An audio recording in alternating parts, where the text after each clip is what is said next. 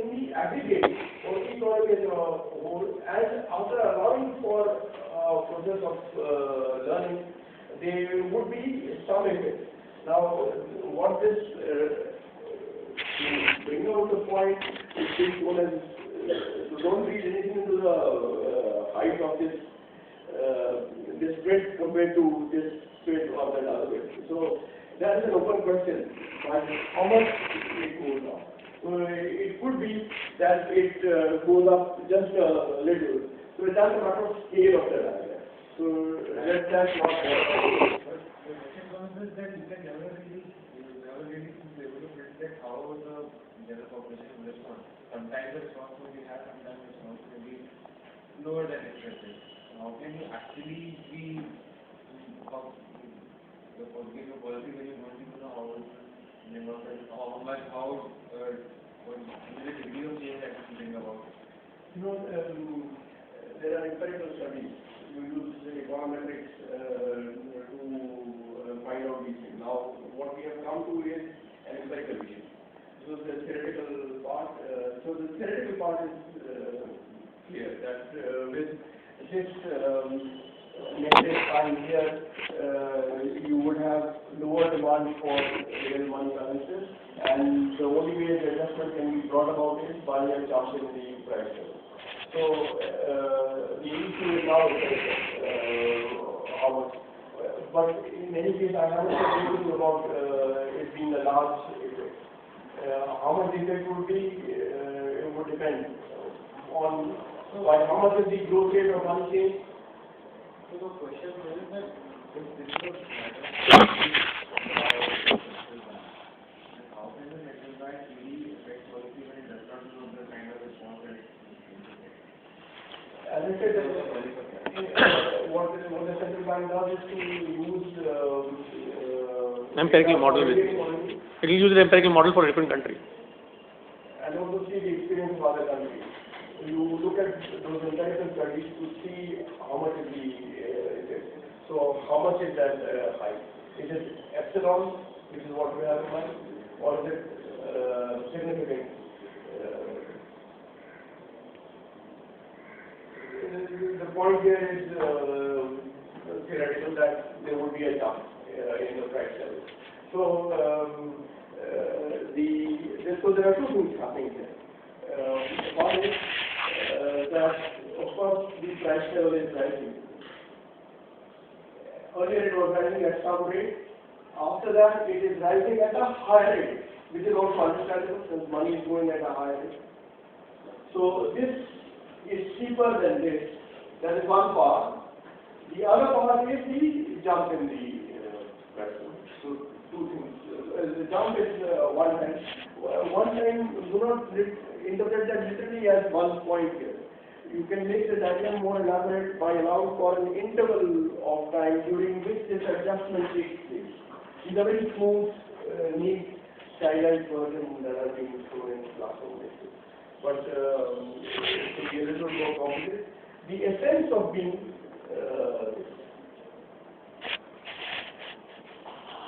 and that also subject to the output being fixed. Or in the short run, we can assume that output is fixed.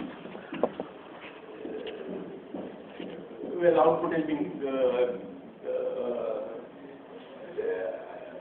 that is for simplicity. This is from Krugman and Oxford. We can trust Krugman not to have assumed output to abstract from things. Krugman has all the time emphasizing that output employment matters. So this is only abstraction, simplicity. If it was some other author, I would also be against it. But here, and when you read the text, then there are enough qualifications around.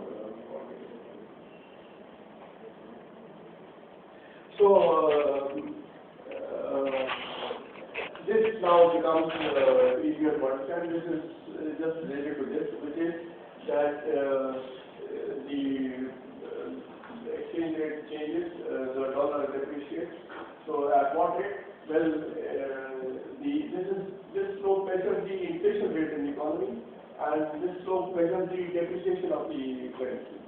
So as you as the price level keeps rising in the economy, its capital keep coming down. So this slope is the same as this slope. This slope is the same as this slope, and just as this slope was greater than this slope is greater than this. So the pace at which it was depreciating goes up. That is one part. The other part is that there is a jump in the exchange. Again, the quantitative part depending on the quantity. Shouldn't the exchange rate be other way around? I mean, it's dollar versus euro. It should be not euro versus dollar, because dollar is depreciating. Yeah, so this is the price of the euro. So the price of euro is going up. How many dollars do you need to pay to get 1 euro? This is the price of euro. The price of euro is going up. Euro is appreciating. Dollar. Which is the argument of saying that the dollar is depreciating when you consider in two currencies, dollar and the euro.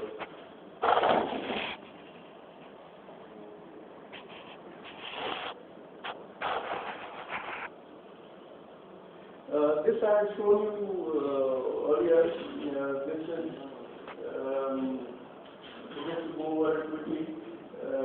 This is measuring the ratio of the price levels. So this is not euro and US now. This is Japan and US. The ratio of price level, and the other curve, which is the fluctuating rate, is the exchange rate, which is yen in terms of dollar. And though over the long run it is moving around that, you can see there are considerable variations. Considerable variations. So what this shows is, the graph shows that relative PPP did not explain the yen-dollar exchange rate after 1980.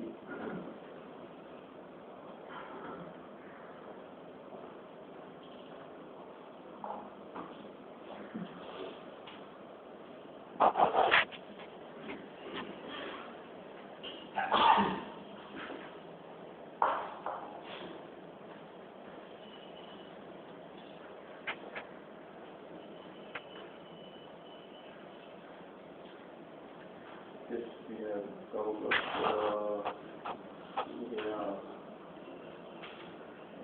I think before I explain this,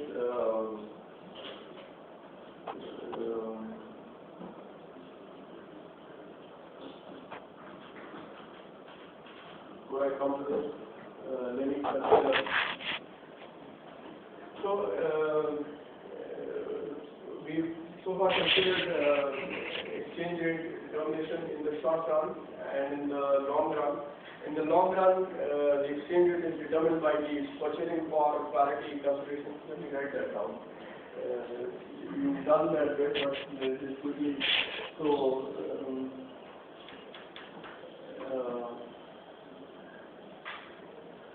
let me use the form.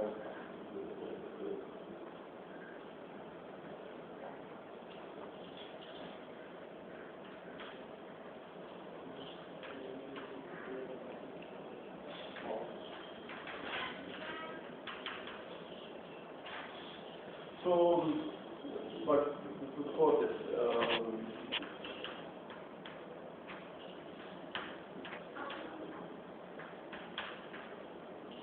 let's start with this. What does this say?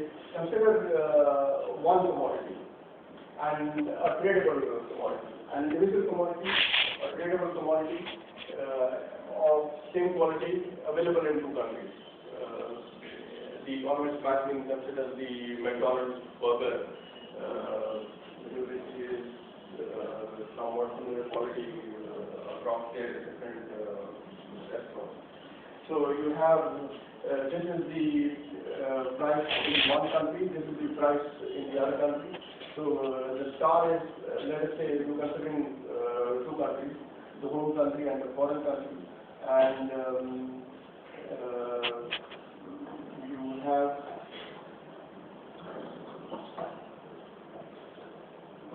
maybe I used that example the other day.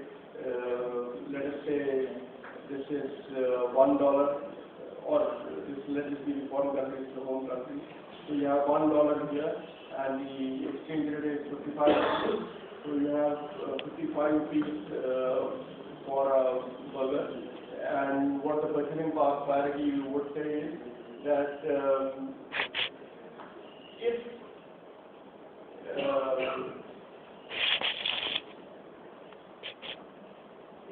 a burger costs $1 abroad and it costs 55 rupees here, then it must be that the dollar rupee exchange rate is 55.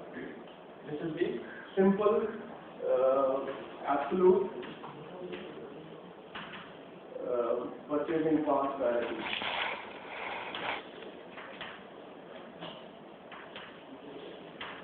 Now, this is moving away from interest rate parity, where the exchange rate was getting determined by equalization of the return rate on two debt instruments, one denominated in one currency and another denominated in another currency.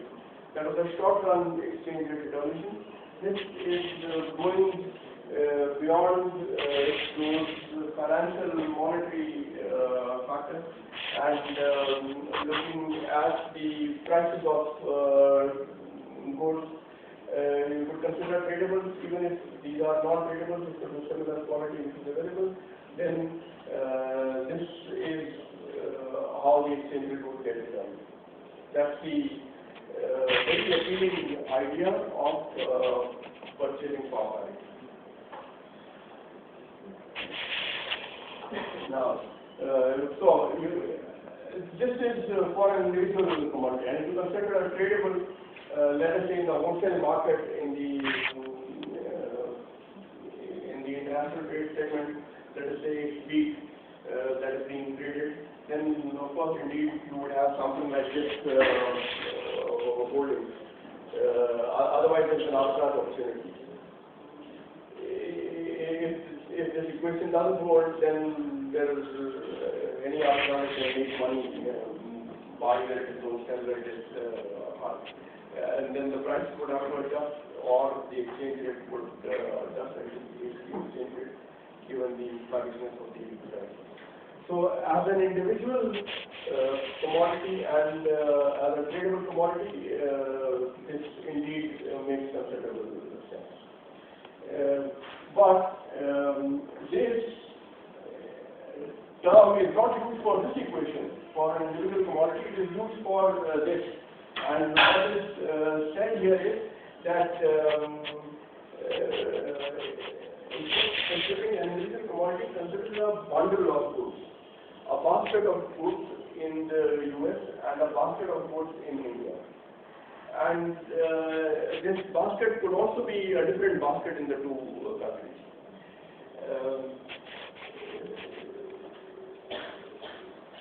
So if you have that, then what absolute purchasing power parity is that if you have the commodity bundle costing $1 there, and if it is 55 rupees here, then the exchange rate should be 55. So while this is straightforward logic, here you have a problem because the composition of the basket can be different, and also some of the commodities in the basket can be tradables, some can be non-tradables. If these are tradables, then of course there is an arbitrage process that works. If it is a non-tradable, then the arbitrage process doesn't work. So the argument for this then doesn't sound as convincing as it does for this. No wonder the chart was showing that this equation doesn't quite hold. But let me take you to the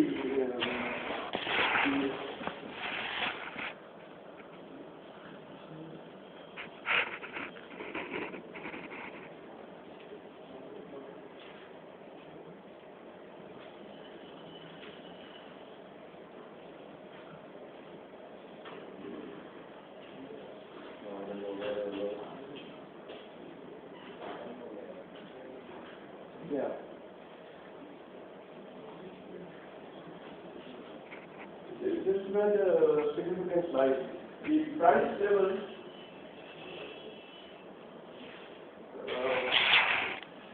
we see this, what this shows is that the price levels are not the same. What absolute purchasing power parity would have predicted is that this line should be a horizontal line. So you would have these scatter points. These points would be scattered around a horizontal line. So you would not exactly line, but at least they would be around there. Why horizontal line? Well, as the per capita income goes up, so it means that as we move from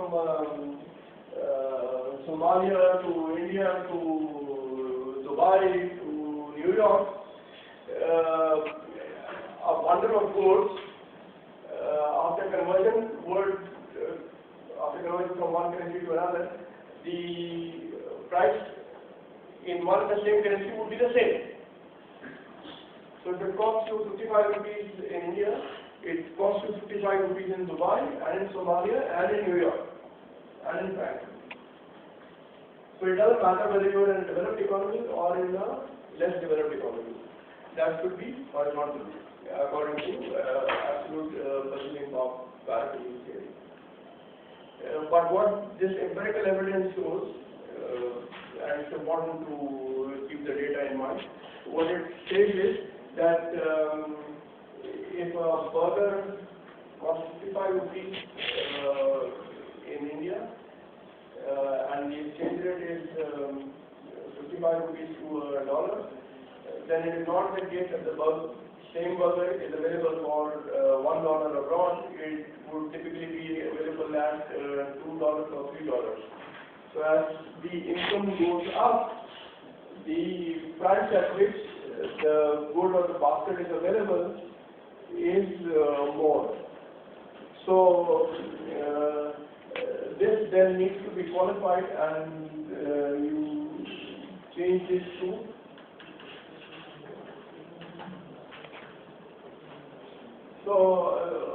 again you would here Q is 1, so you would have a Q which is greater than 1. So the same thing costs more in another country. But this is the relative purchasing power parity. If you treat 2 as a constant, then from here you get the relationship which we used actually earlier, which is that the rate at which you have depreciation of the exchange rate is equal to the inflation rate, or rather the difference in the inflation rates in the two countries. If you just do some bit of simple calculus, differentiate this with respect to time, then it will show that the depreciation is equal to the inflation rate difference. So let's call that phi 1 and phi 2 in the two countries. To get back to my earlier example, I said that if India has 10% inflation and US has 2% inflation, then 8% is the rate at which the rupee would be depreciating over time. So this comes from here if you treat 2 as a constant. In this case, 2 is being taken equal to 1. Here Q is not equal to 1, but Q is a constant.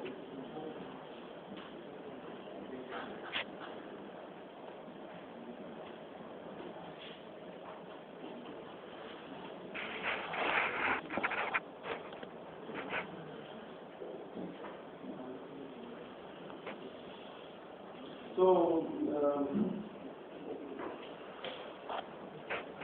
before I came here to move to some slides, any questions? So far what we have talked about is the determination of exchange rate in the short run, the determination of exchange rate in the long run, and we also had some idea as to why the exchange rate changes. It's monetary factors in the short run, it is non-monetary factors in the long run. To put it very briefly and quickly, the discussion so far. Is it 10? Yeah, it's 10. Thank you.